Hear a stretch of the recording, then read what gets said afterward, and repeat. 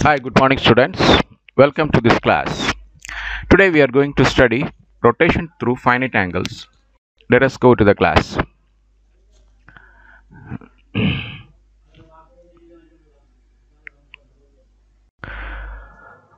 So, in the previous sections, we have studied the rigid bodies undergoing fixed axis rotation. So, here we shall have analyze a problem where the motion can rotate about the rigid body can rotate about any axis.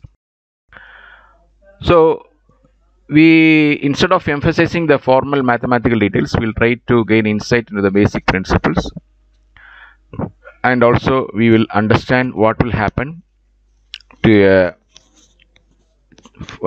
change or axis is rotating.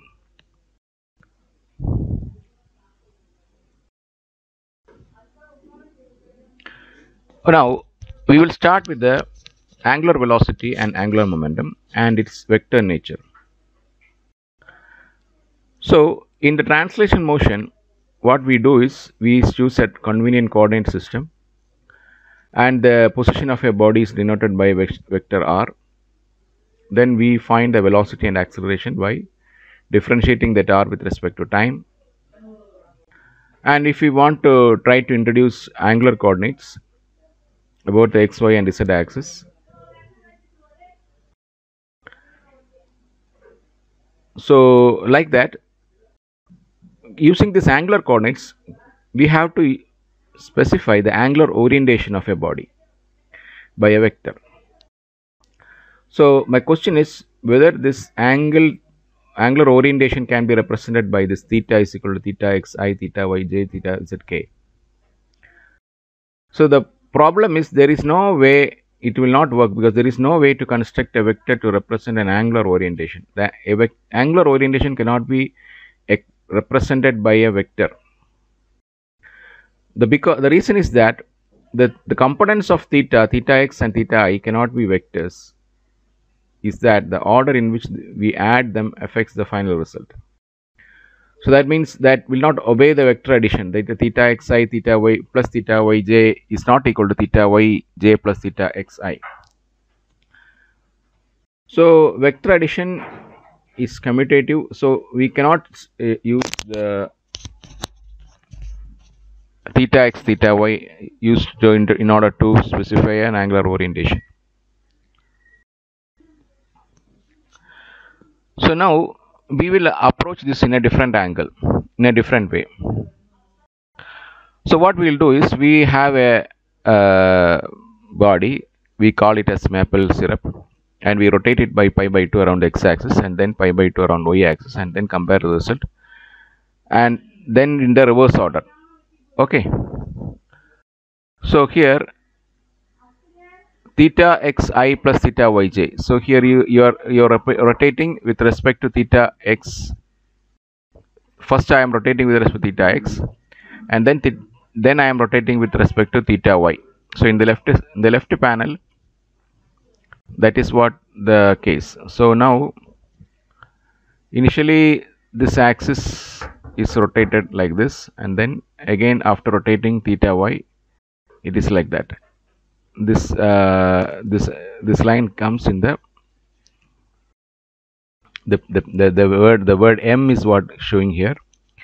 So this m, after rotating 90 degree in the x-axis, it will become like this, because this m will come in this horizontal way. And then after that I am rotating this, m will come in the front. So this m is coming in the front. Now if I use theta y plus theta x, so initially this is both are same, the first two are same. So what I did is I am using theta y means rotating theta y means this is angle, so this m will come in the front, and then I am using theta x means this will come in the top. So you can see in the last row these two are not same, so thus we can say that theta y and theta x cannot be used as vectors, because they do not obey the commutative rule of vector addition, because theta xi plus theta yj is not equal to theta yj plus theta xi. So fortunately all is not lost. Although angular position cannot be represented by a vector, it turns out that the angular velocity the rate of change of angular position, it is a good vector. So you can say that even though angular cannot be represented by a vector, the angular velocity can be represented by a vector. That means omega is equal to d theta x by dt, d theta y by dt plus d theta z by dt. So we can say omega xi, omega yj plus omega zk.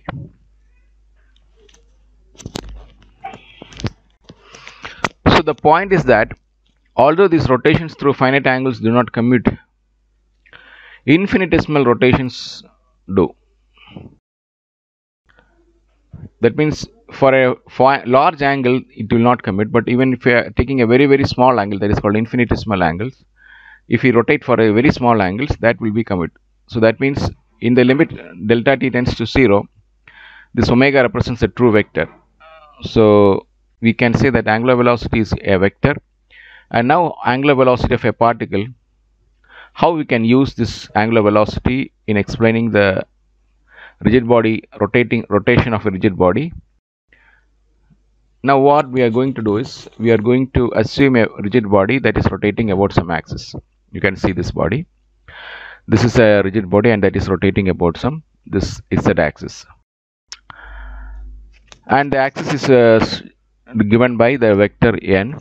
The coordinate system is fixed in space and is inertial. So as the body rotates, each of its particles describes a circle about the axis of rotation. So what happens is, as the body rotates, each of its particle describes a circle about the axis of rotation. So what happens is, when this body rotates, this body is made of a lot of particles and each particle of that body undergoes a circular motion. So a vector r from the origin to any particle tends to sweep out a cone. A vector r from the origin to any particle. So if you take any particle, that particle, the vector from the origin to that particle, that position vector will sweep out a cone. So the drawing shows the result of the rotation through angle delta theta about the axis along n. So if you see here, the angle between the axis of rotation and r is constant, and the tip of the r moves on a circle of radius r sine phi. You can see here this radius vector, as the body rotates, it will create a circle, and this circle on this top, and this radius itself creates a cone. And you can see this as it moves from one point to another point, there is a angular displacement delta r. That is the displacement of the particle. That is the shortest distance between the 2 points. That will be delta r. And then you see that as the radius is constant, you can see the angle. As you know, the angles, you can see the axis, the angle between the axis and the radius vector of this particle is phi. So that means if I take sine phi is r by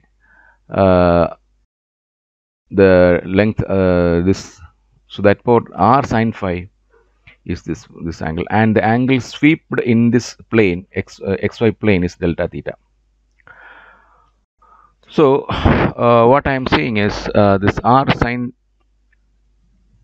phi and delta r are the two vectors in this xy plane.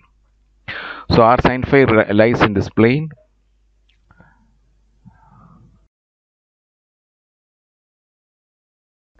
and r delta r is a displacement, and these two vectors having an angular displacement of delta theta. So delta theta by 2 is the half of this angle. So that this distance, half of this distance will be r sine phi into sine delta theta by 2.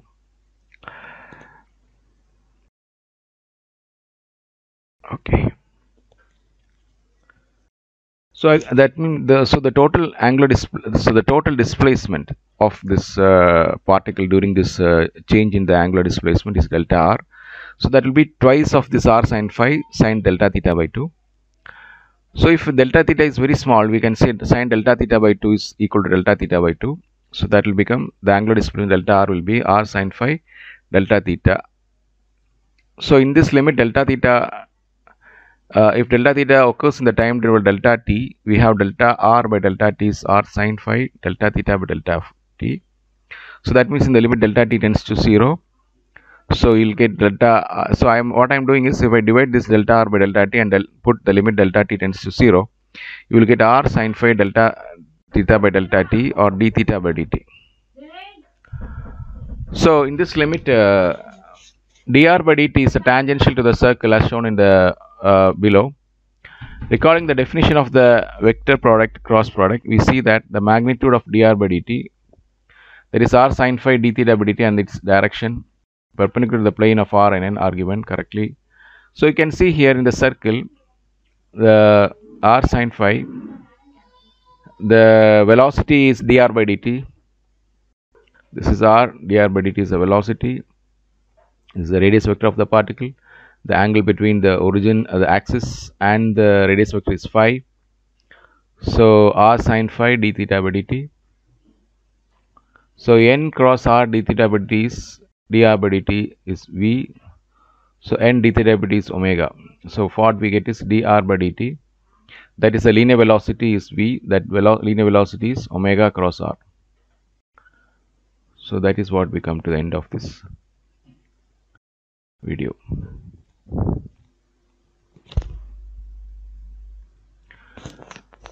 So ഇവിടെ നമ്മൾ നോക്കുന്നത് എന്താണെന്ന് വെച്ച് കഴിഞ്ഞാൽ, angular orientation, ഒരു ബോഡിയുടെ angular ഓറിയന്റേഷനെ നമ്മൾ angle എന്ന് പറയുന്ന വെക്ടർ ഉപയോഗിച്ച് നമുക്ക് യൂസ് ചെയ്ത് എക്സ്പ്ലെയിൻ ചെയ്യാൻ പറ്റില്ല.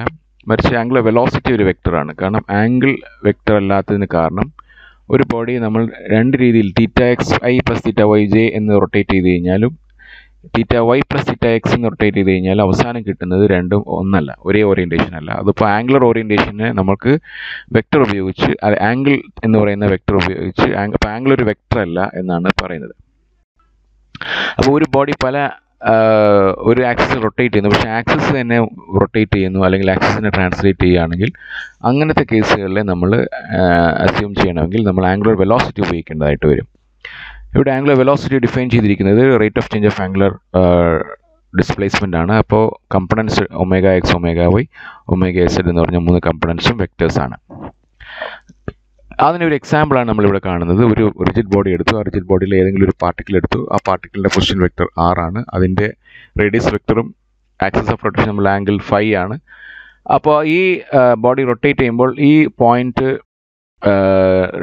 ഒരു സർക്കുലർ ഷേപ്പ് ഫോം ചെയ്യും. ഒരു സർക്കിളിനെ പാത്ത് ട്രാക്കിലാണ് പോകുന്നത്. അപ്പോൾ ഈ സർക്കിളിലെ ഒരു പോയിന്റിൽ നിന്ന് വേറെ പോയിന്റിലേക്ക് പോകുമ്പോൾ ഉള്ള ലീനിയർ ഡിസ്പ്ലേസ് ഡെൽറ്റ ആർ ആണ്.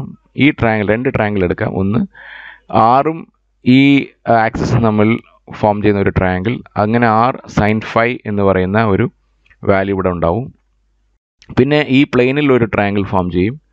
ആ ട്രയാങ്കിൾ ഡെൽറ്റ തീറ്റ പിന്നെ r സൈൻ ഫൈ വെച്ച് ഒരു ട്രയാങ്കിൾ, അതിൻ്റെ പകുതി റൈറ്റ് ട്രയാങ്കിൾ ആയതുകൊണ്ട് r sine phi sine delta theta by 2. അതിൻ്റെ ഡബിളാണ് ലീനിയർ ഡിസ്പ്ലേസ്മെൻറ്റ് ഡെൽറ്റ ആർ.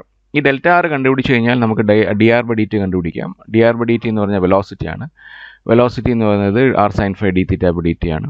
ഇവിടെ ഞാൻ സൈൻ ഡെൽറ്റ തീറ്റ ബൈ ടിക്ക് പകരം delta theta by 2, sine delta theta by 2 is delta theta by 2 because sine delta theta is very small. അവസാനം ഇതാണ് നമ്മളുടെ ഈ റിജിഡ് ബോഡി റൊട്ടേറ്റ് ചെയ്യുമ്പോൾ ഉണ്ടാകുന്ന വെക്ടേഴ്സിൻ്റെ ഡയറക്ഷൻ. ലീനിയർ വെലോസിറ്റി ഇതാണ്, ആംഗുലർ വെലോസിറ്റി ഇതാണ്. ഈ സ്കർവ്ഡ് arrow ആണ് angular velocity, straight arrow ആണ് linear velocity. So thus the relation is linear velocity is omega cross r എന്ന് കിട്ടും.